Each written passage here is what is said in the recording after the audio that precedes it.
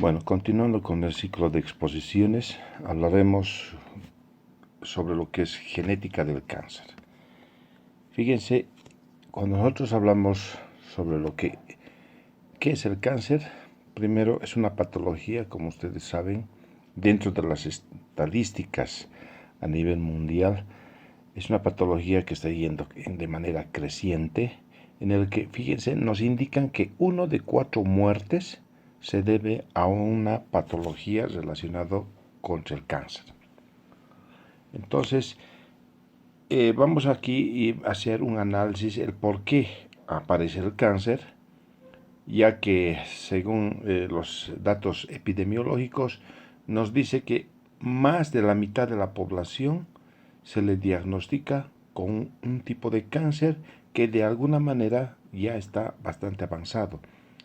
Y bueno, muchos de ellos seguramente se llega a un tratamiento oportuno en el que gracias a las políticas de salud a nivel mundial se está pudiendo, digamos, inhibir de que estos pacientes o muchos de estos pacientes no lleguen a la muerte. Y entre esos tenemos, por ejemplo, en las mujeres lo que se debe hacer el Papa Nicolau, anualmente, las mamografías, etcétera, que de alguna manera permite hacer un diagnóstico y pese a eso se llega a un diagnóstico en el que ya la paciente ya tiene un cáncer, digamos, instaurado en sus tejidos. El análisis con respecto a lo que es las causas del cáncer nos dice que es una mezcla de alteraciones ambientales y genéticas.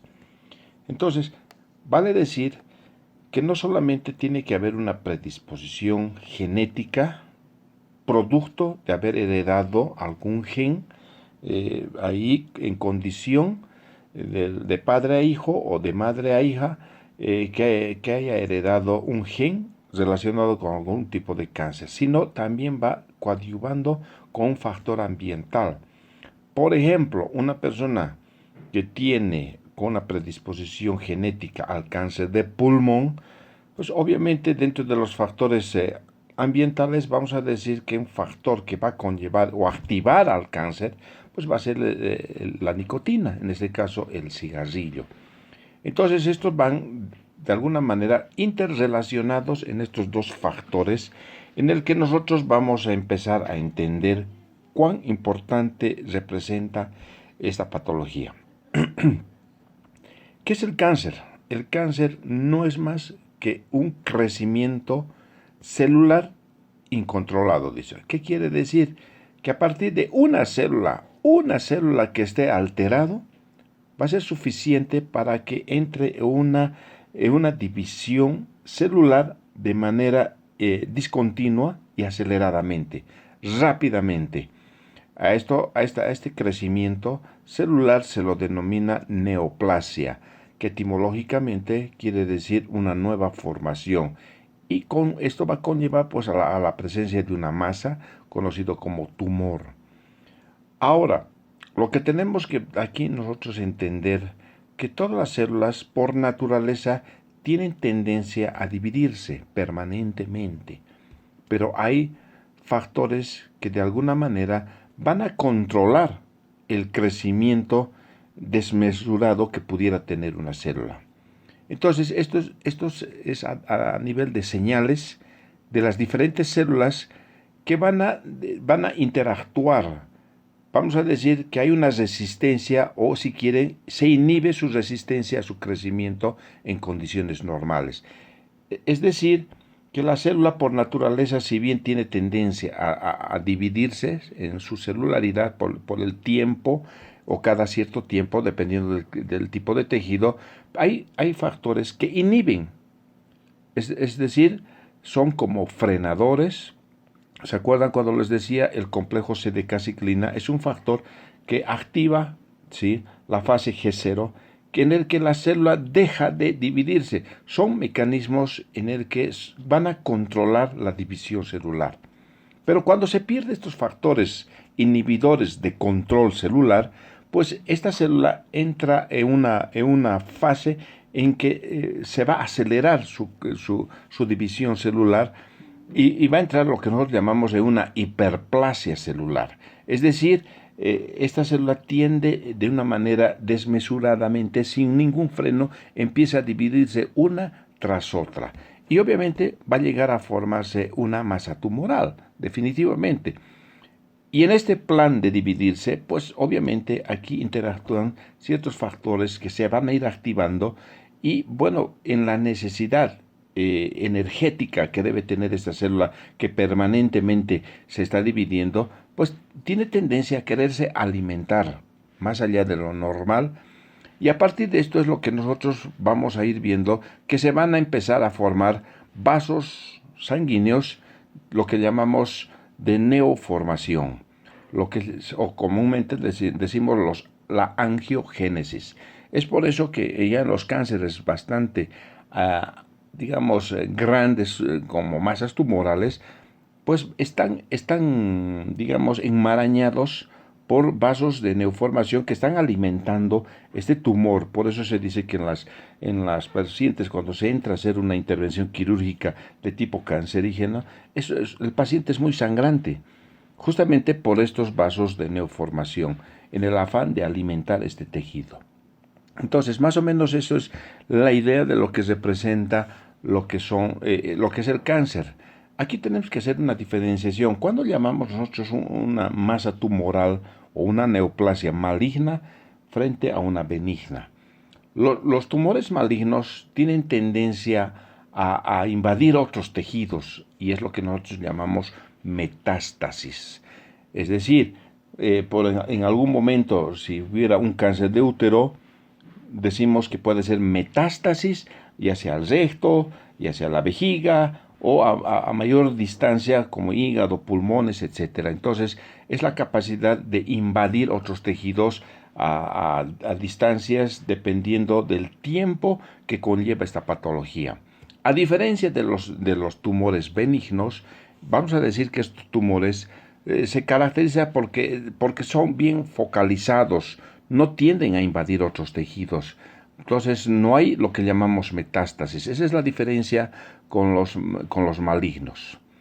Y a partir de estos, dependiendo de esta masa tumoral, en qué tejido crece, empezamos nosotros a hacer una diferenciación de los tumores epiteliales de los carcinomas. Entonces, vamos a ir viendo que cualquier masa tumoral que se desarrolla a nivel del epitelio de cualquier superficie de tejido, lo llamamos carcinomas.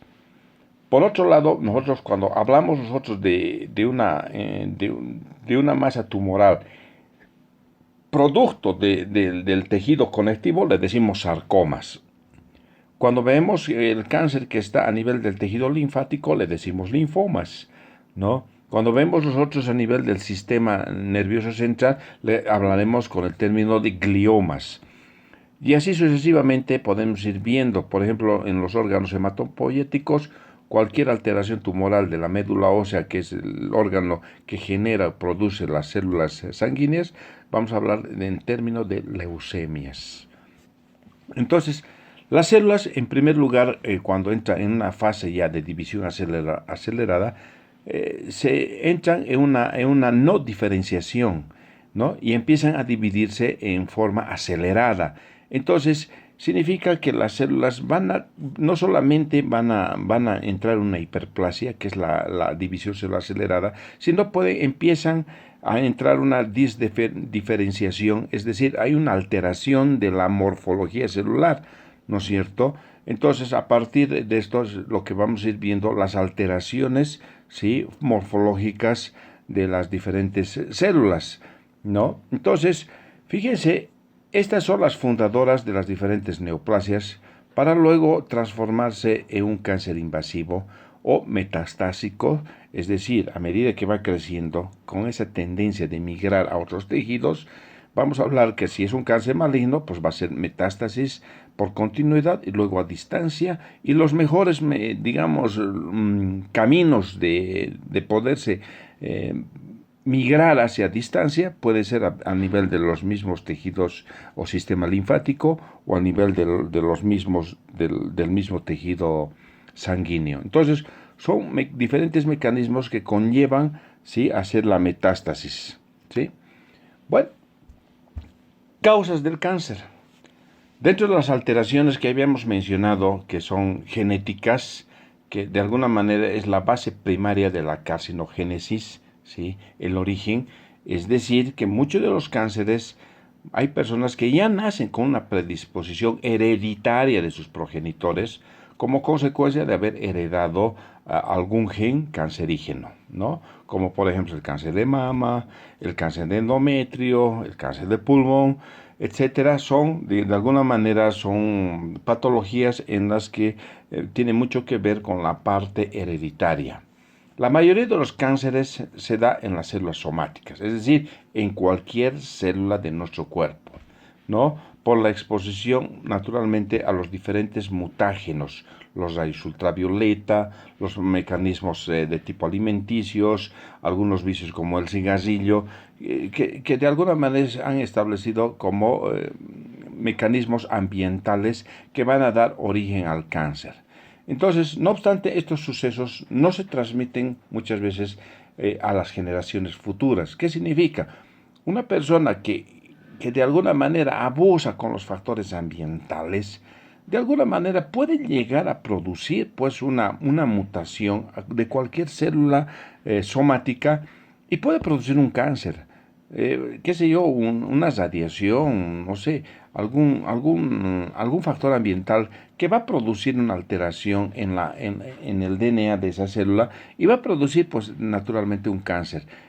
El hecho de producirse en cualquier célula somática nos dice que definitivamente esta persona no necesariamente va a tener que transferir ese gen cancerígeno a los hijos. Es decir, esta persona va a morir con su cáncer y ahí acabó su patología, ¿no? Entonces, a diferencia de que si hubiéramos una alteración en la línea germinal, estamos hablando del óvulo y del espermatozoide, ahí sí la cosa cambia. Estas mutaciones cancerígenas en estas células definitivamente se van a volver heredables. Esa vendría a ser la diferencia con respecto a lo que produce con las células somáticas en ese sentido de la que estamos mencionando. Entonces vamos a ir viendo nosotros, ¿sí?, que las mutaciones en la línea germinal, ¿sí?, resultan de la transmisión de una generación a la siguiente.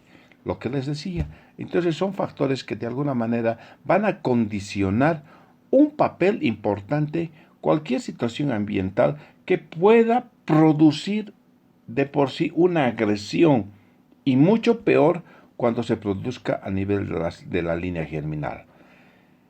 Bueno, dicen las mutaciones de estos genes, ¿sí?, que se acumulan en las células somáticas durante años, vale decir, una persona que puede nacer una persona normal, pero con el tiempo esta persona está machucando con un factor agresor ambiental, pues va a producir de alguna manera una mutación en alguna de sus células. Una persona que de por sí ya puede ser inmunodeprimido por algún factor y es adicto al cigarrillo, pues obviamente la nicotina va a producir mutación y por ende durante años y años una persona que es fumatérica va a sumar el factor agresor a través del tiempo y va a iniciar el inicio de un cáncer o un cáncer de un tumor, inclusive que puede ser maligno. Entonces, no necesariamente las personas para desarrollar un cáncer tienen que ser de causa heredable. Una persona en su calidad de vida que permanentemente está con un factor agresor, definitivamente va a condicionar a que en una de sus células somáticas puede producir uno de estos trastornos mutagénicos y va a conllevar a una patología. Aquí tenemos un poco para tener una idea de los tipos de cáncer. Este es un pequeño esquema que está en 4 cuadrados, donde vemos donde dice clínica 1, en la parte amarilla, vemos los diferentes, nomenclaturas cancerígenas.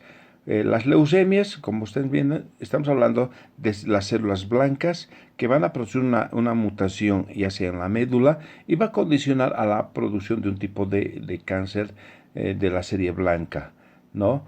Cuando hablamos de rhabdomyosarcomas, estamos hablando necesariamente del tejido muscular conjuntamente asociado con el tejido conectivo que va a producir un tipo de cáncer. Y los sarcomas no rhabdos, es decir, netamente hablando de tejido conectivo. En el lado derecho, clínica 2, vemos los diferentes tipos de leucemias, ¿no? Hay leucemias linfoblásticas, es decir, que necesariamente atacan a un tipo, que son los linfocitos, en este caso los linfocitos inmaduros a nivel de la médula, que da un tipo de leucemia linfoblástica. Los blastos vendrían a ser las células inmaduras que de alguna manera, de manera acelerada, van a procrearse este tipo de células. A diferencia de las leucemias mieloblásticas, ya estamos hablando de las células, de todas las células de la serie blanca, al igual que las leucemias granulocíticas, que vamos a decir que se diferencian las dos porque en realidad en el trasfondo viene a ser el mismo tipo de cáncer, en el que uno es agudo y el otro es de manera crónica, es decir, de una manera más lenta este crecimiento. En la parte inferior tenemos la clínica 3, donde vamos a ver a los cánceres de tipo linfoma de Hodgkin, que se refiere a todos los tejidos linfáticos que se encuentran en todo el cuerpo. O sea, estamos hablando de tejido linfoide que podemos encontrar en cualquier parte del cuerpo.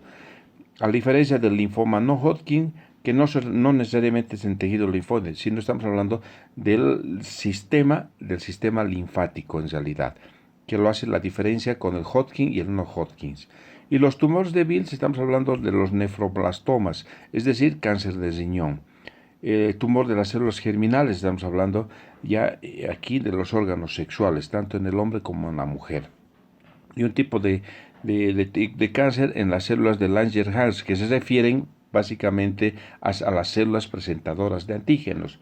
¿Se acuerdan? En inmunogenética habíamos hablado que las células presentadoras de antígenos nos hacía referencia a los macrófagos y a las células dendríticas. Entonces, es a este nivel las alteraciones que se van a dar.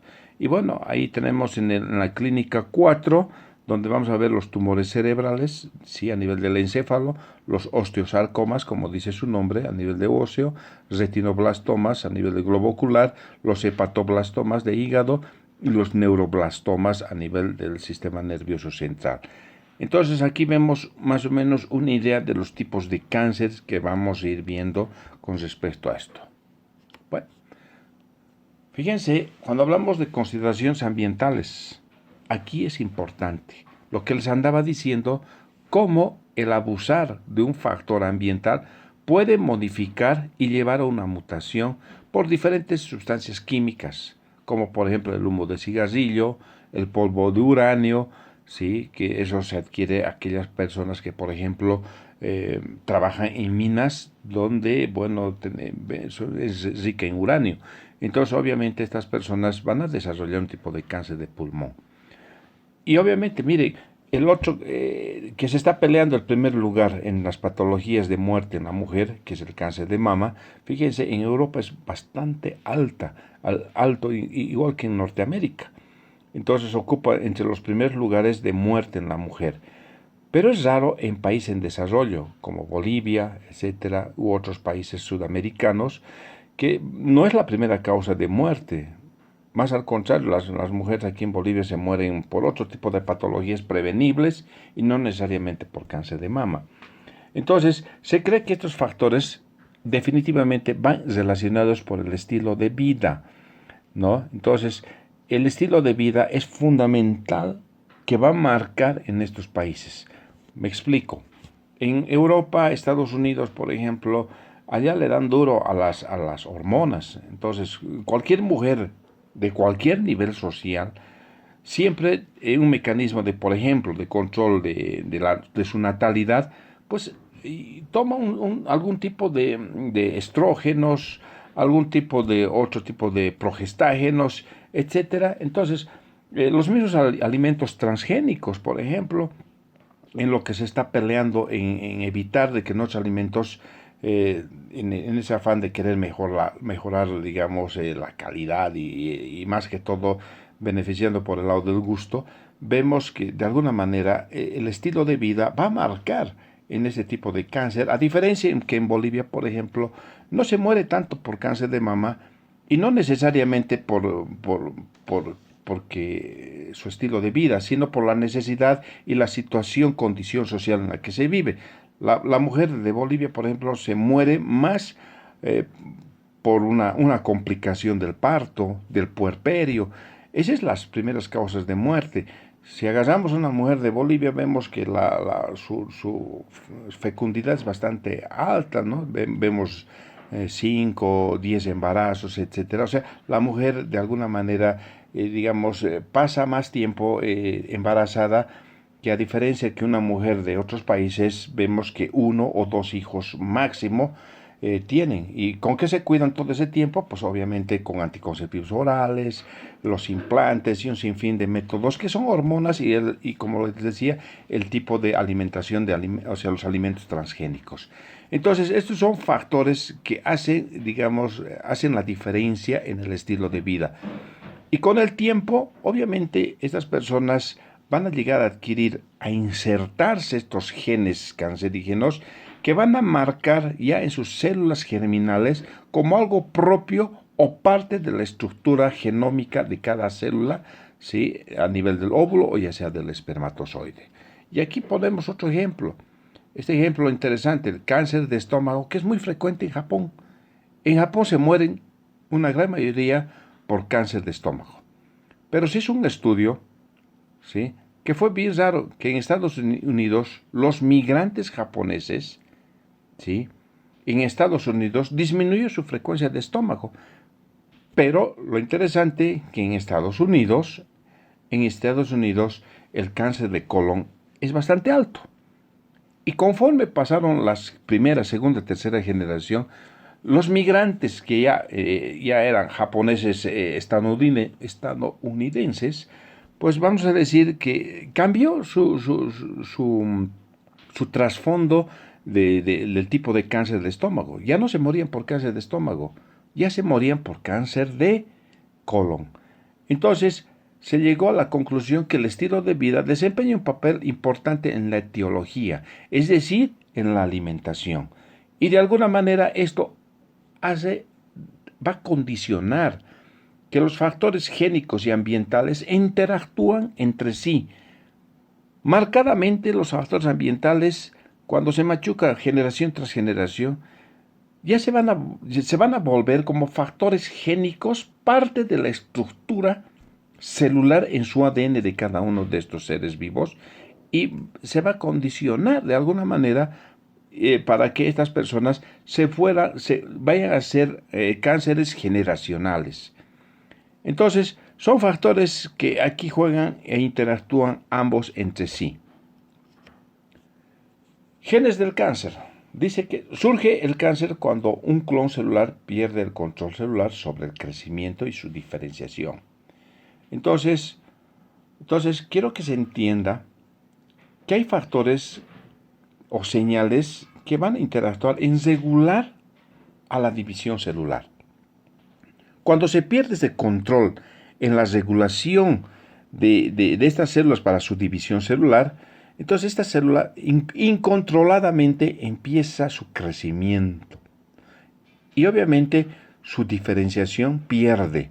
Tanto así que su morfología, de alguna manera, su morfología anaplásica va a determinar para que esta célula pierda en todo el objetivo como célula, ¿no?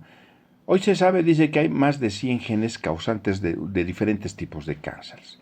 Entonces, en otras palabras, aquí vamos a encontrar diferentes señales externas que llegan a la célula a través de factores de crecimiento.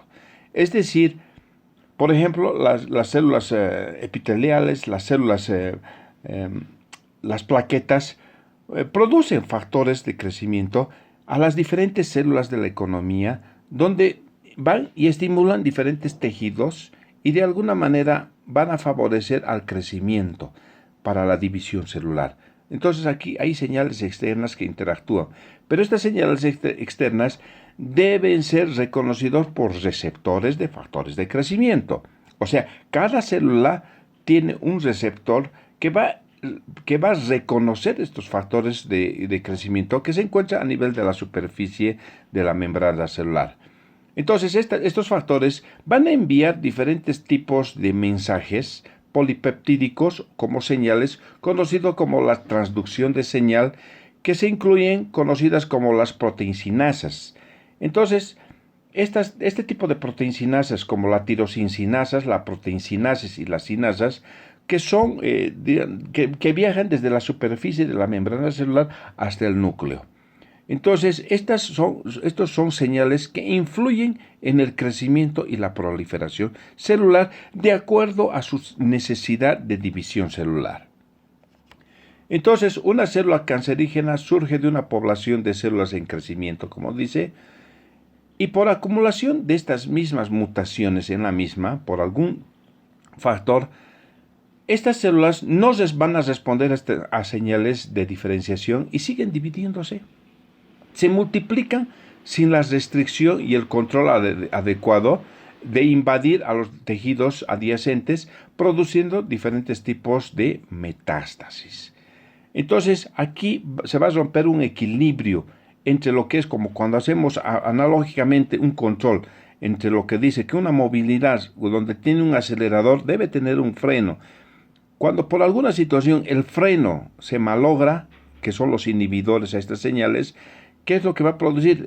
Esa movilidad va a entrar pues como un freno acelerado a una velocidad y obviamente sabemos lo que puede ocurrir con esta movilidad. Entonces estas células en ese afán desmedido de multiplicarse va a entrar a formar lo que se llama un verdadero tumor. El nombramiento de los cánceres va en relación a ciertos prefijos que nosotros debemos señalar. Y aquí, fíjense los prefijos que vamos a indicar. Por ejemplo, cuando yo hablo de adeno, estoy hablando de una glándula. Condro, estoy hablando de un cartílago. Eritro, estoy hablando de un glóbulo rojo.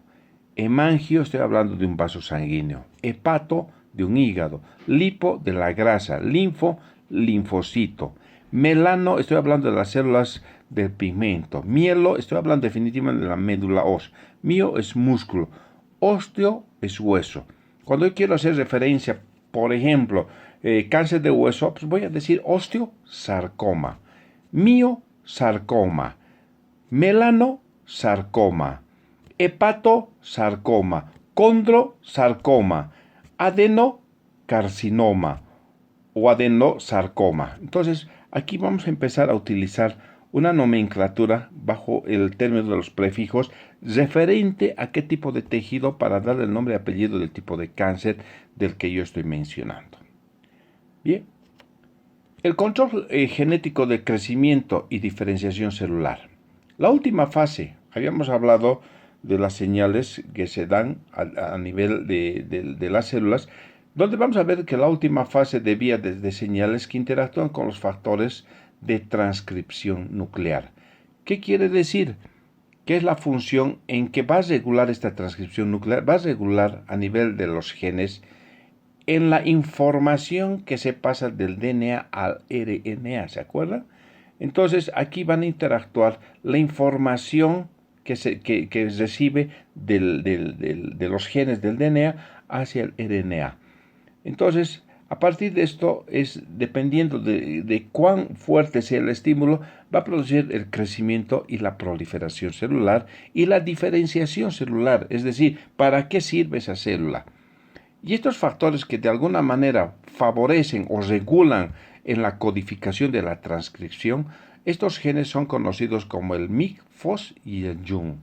Entonces, estos tres genes van a codificar y van a regular los factores de transcripción definitivamente. Entonces, en base a esto, nosotros vamos a empezar a entender y a interpretar lo que nos dice la herencia de genes responsables de cánceres hereditarios frente a mutaciones somáticas. Y para esto nos dirigimos un poco, hacemos referencia a lo que hizo este análisis de este señor Canuckson en 1971, utilizando al retinoblastoma como un modelo de cáncer hereditario. Es decir, el cáncer, el retinoblastoma, es un cáncer hereditario, ¿sí? Que afecta de un progenitor, ¿sí?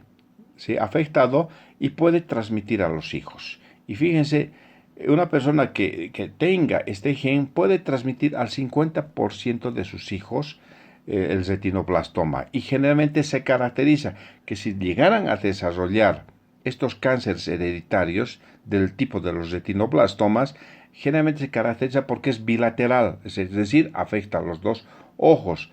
A diferencia que muchas veces se ve un retinoblastoma de tipo unilateral. Y aquí vamos a hacer un análisis en el sentido de que Knudson nos hace una referencia a dos tipos de impactos. Es decir, que cualquier tipo de cáncer debe tener dos impactos. Niño que desarrolla retinoblastoma a través de la vía somática necesariamente necesita de dos impactos. ¿Qué significa cuando decimos de dos impactos? El primer impacto ya puede ser que ese niño haya nacido con predisposición genética, ¿no? Ya es portador del retinoblastoma. El segundo impacto puede ser un factor ambiental que puede activar al otro gen alelo, que es el normal, y puede condicionar a una mutación y los dos al formar los dos tipos de alelos, de genes, van a producir, se vendría a activar este tipo de cáncer, este retinoblastoma. Entonces se activaría ya el cáncer y aquí es lo que nos dice que los niños que heredan un gen mutante del retinoblastoma necesitará un único impacto genético porque ya de alguna manera este niño ya ha nacido con una predisposición genética. Es decir, como por ejemplo hablábamos en el cáncer del pulmón. Una persona puede nacer con una predisposición genética y es su primer impacto, ya ha nacido con un primer impacto. ¿Qué necesita para que se active el cáncer del pulmón? Un segundo impacto. Y aquí el segundo impacto en el cáncer de pulmón vendría a ser que esa persona se vuelva fumador. Es decir, el segundo factor ambiental vendría a ser el segundo impacto. Entonces, estas son las relaciones en las que nos hace entender Knudson que para que se activen muchas veces muchos cánceres a través del tiempo y conforme va teniendo un tipo o estilo de vida, pues necesitamos de dos impactos. Entonces el primero condicionado al factor genético predisponente y el segundo al factor ambiental en el que va a tener un tipo de estilo de vida. Entonces, varios retinoblastomas de cada portador del gen que explica la bilateralidad del retinoblastoma heredado. Entonces, fíjense, aquí tenemos un gen que se llama el RB1, que se encuentra en el cromosoma 13, revela que el segundo impacto, igual que el primero, es una mutación de pérdida de funciones, es decir, elimina el alelo normal restante del gen. Todos nosotros nacemos con dos alelos similares, uno que heredamos del papá y otro que heredamos de la mamá. Podemos nosotros heredar un gen, por decir, el gen del papá con una predisposición al cáncer, en este caso del retinoblastoma, pero el otro gen normal, que es de la madre, por una agresión ambiental de cualquier índole, va a producir una alteración del segundo gen alelo normal, y en ese momento, los dos genes alelos sufren una mutación y en ese momento se desarrolla o se activa el tumor y en ese momento empieza el tipo de cáncer. Entonces, definitivamente aquí vemos que el estilo de vida condiciona, puede inclusive a través de los años, a través de las generaciones, uno perder un gen o modificar un gen y otro gen puede modificarse o puede sufrir una mutación, como en el caso del ejemplo de los japoneses. El hecho de que en Japón tenían el cáncer gástrico como una predisposición genética, pero cuando se fueron a Estados Unidos y conforme cambiaron el estilo de alimentación, ¿no es cierto? Entonces ellos con el tiempo, a través de las generaciones, ya perdieron ese gen predisponente genético al cáncer gástrico, pero más al contrario, empezó a asociarse o a mutar a nivel de los genes relacionados con el cáncer de colon. Entonces, definitivamente, hasta los genes pueden o tienden a mutar conforme al tipo de vida en la región en la que se vive. Bueno, esto es un poco para tener una idea de lo que representa la importancia, cómo se va activando las diferentes patologías, en este caso como es el cáncer. Nos vamos a quedar aquí, muchachos, y bueno, vamos a seguir leyendo y bueno, que les vaya bien y cuídense mucho. Muchas gracias.